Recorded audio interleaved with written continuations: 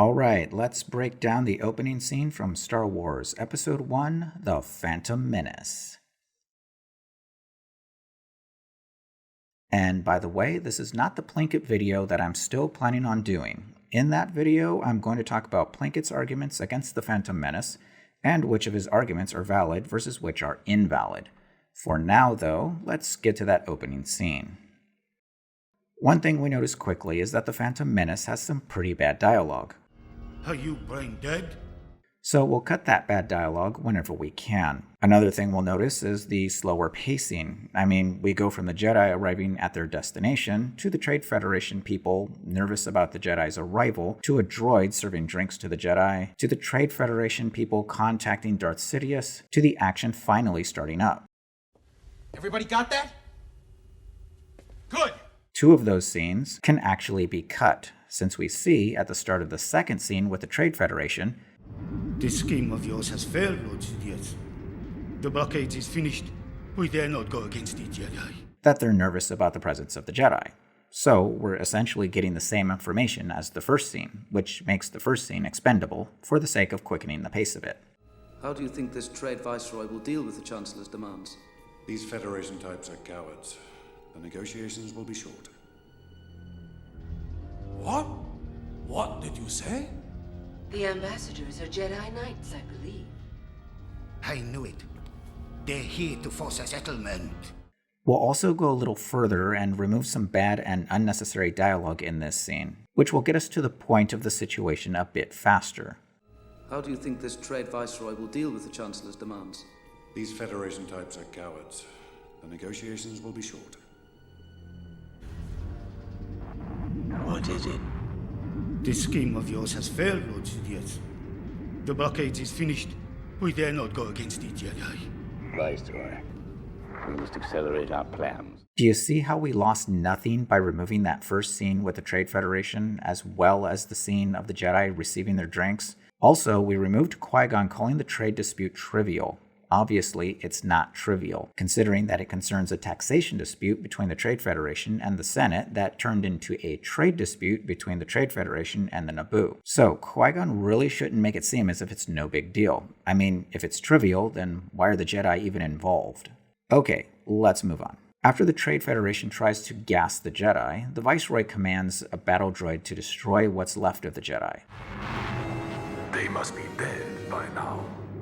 Destroy what's left of them.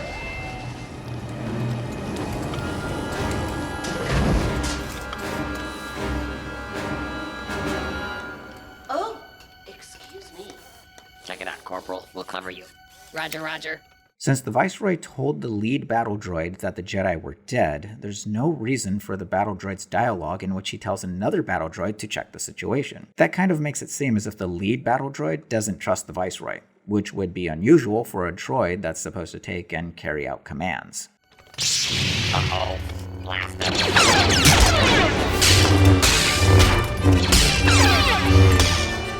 What is going on down there? We lost the transmission, sir. There's really nothing wrong here. We have some solid action, and the Viceroy is expressing some confusion. So let's keep going. Have you ever encountered a Jedi Knight before, sir? Well, no, but I don't. Seal off the bridge. Yes, sir. That won't be enough, sir. I want droidekas up here at once. We will not survive this. There's a bit too much dialogue here. It interrupts the action unnecessarily. Plus, we have a tell here that should be cut. We don't have to be told how badass the Jedi are. We're already being shown. So we'll stick with that show and remove the tell.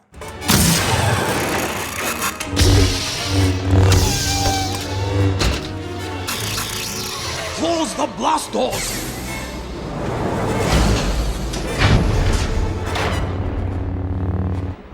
That will hold them.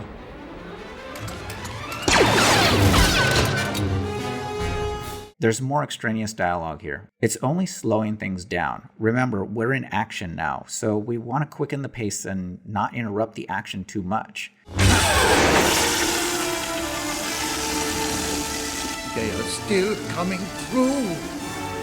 This is impossible!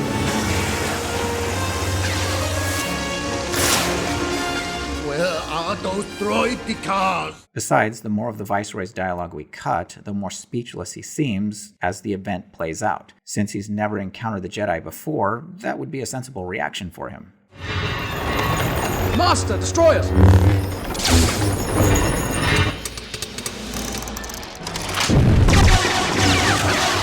Shield generators! It's a standoff. Let's go.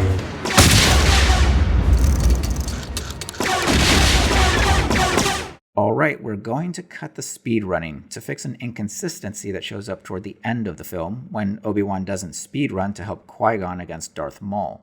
Oh, and there's also this scene on Naboo in which the Jedi decide that jogging to the other side of the planet is a credible plan. Anyway, we're going to skip ahead a little to Qui-Gon and Obi-Wan discovering the droid invasion, and I'll tell you why in a minute. Battle droids. It's an invasion army. This is an odd play for the Trade Federation. We've got to warn the Naboo and contact Chancellor Valorum. Let's split up, stow aboard separate ships and meet down on the planet. You were right about one thing, Master. The negotiations were short.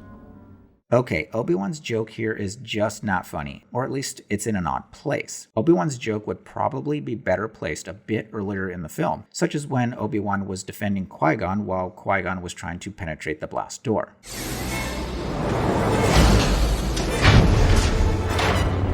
You were right about one thing, Master. The negotiations were short. Okay, so let's see the re-edit for this section, which cuts unneeded dialogue and quickens the pace of it. They must be dead by now. Destroy what's left of them.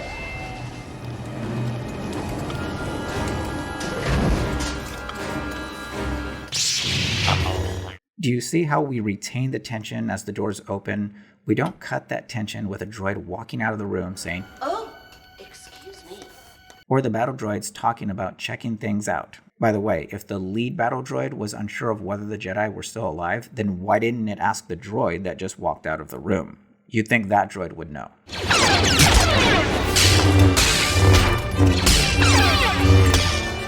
What is going on down there? We lost the transmission, sir.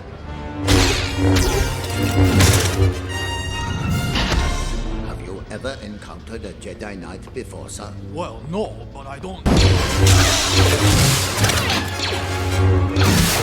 Alright, now the cutaway from the action is more in rhythm with the action as it cuts back. It doesn't slow things down too much. Also, it's kind of humorous now since the Viceroy is asked if he's ever encountered a Jedi before, and after saying no, the rest of his answer is interrupted by the Jedi kicking droid butt. Again, we removed the tell and kept the show. We don't have to be told that the Jedi are totally awesome. We can see it.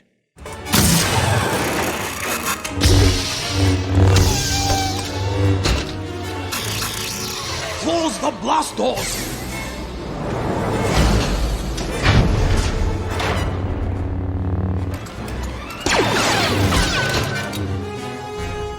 Do we miss the Viceroy saying, "That'll hold them"? Not at all. It's weak dialogue anyway, so it can be cut for the sake of better pacing.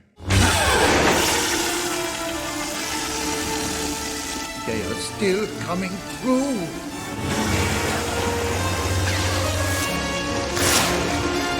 Where are those droid cars? Master, destroy us! Again, the extraneous dialogue is not missed, and we're also not trying too hard to add excitement to the action by having the Viceroy exclaim, "This is impossible!"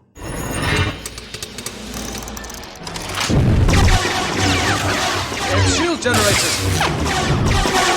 It's a standoff. Let's go.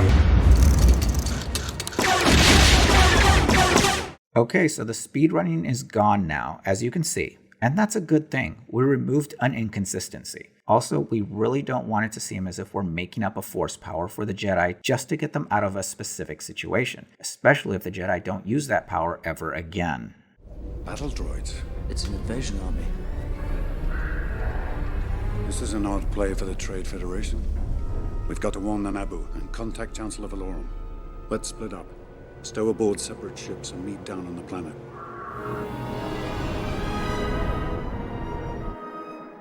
Hey, look at that. Obi-Wan's joke is gone, and now it feels like Qui-Gon is just giving us the information we need to get to the next scene, and that improves the pacing as well. We're not stopping the movie to tell a joke. All right, remember when I said we were skipping ahead? Here's why. We're going to move the Queen's transmission to the Trade Federation people to a different place, one that I feel is more fitting and creates a bit of suspense. I mean, when we go from here...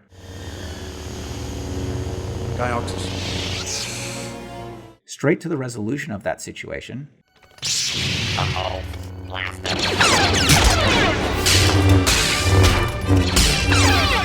We really have no time to ponder the fate of the Jedi, since their escape is immediate. Better to give the audience a chance to wonder if the Jedi are really going to die. After all, anyone new to the Star Wars movies, and not knowing that the best way to watch them is original trilogy first, then the prequel trilogy, doesn't know that Obi-Wan isn't going to die here. So, after gassing the Jedi, let's have the Viceroy turn his attention to the Queen while the Jedi are in a deadly situation.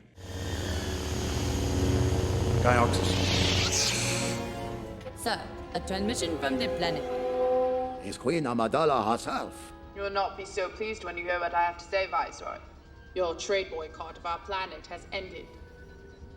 I was not aware of such failure.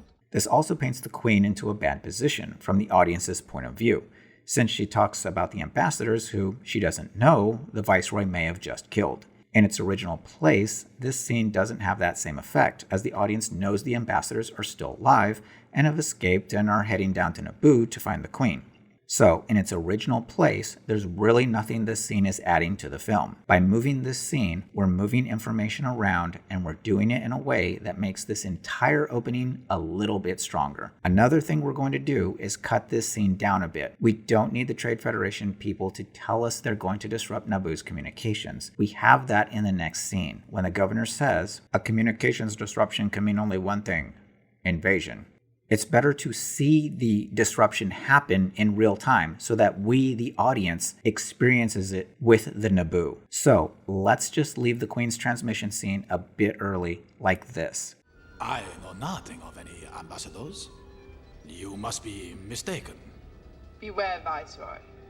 The Federation has gone too far this time. They must be dead by now. Destroy what's left of them. Do you see how we turned the Queen's last line of dialogue to have a double meaning to it? Now, her saying that the Trade Federation has gone too far in terms of the trade dispute from the perspective of the audience also now applies to the Trade Federation going too far in trying to kill the Jedi. Also, by moving the Queen's transmission, we now have a better transition from the Trade Federation ship to the surface of Naboo. Watch the original transition. You assume too much. We will see. She's right. The Senate It's will too late never... now. Do you think she suspects an attack? I don't know, but we must move quickly to disrupt all communications down there.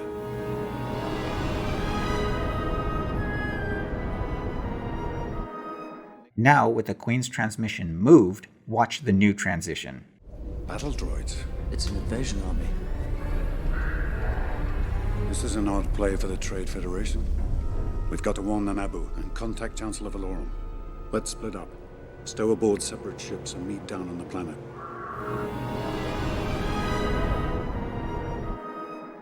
Instead of going from the Trade Federation people saying that they have to disrupt communications, then cutting to the surface of Naboo, we're now following the Jedi from their escape down to Naboo, since the surface of Naboo is their next stop. We're now following our heroes rather than following a communication disruption.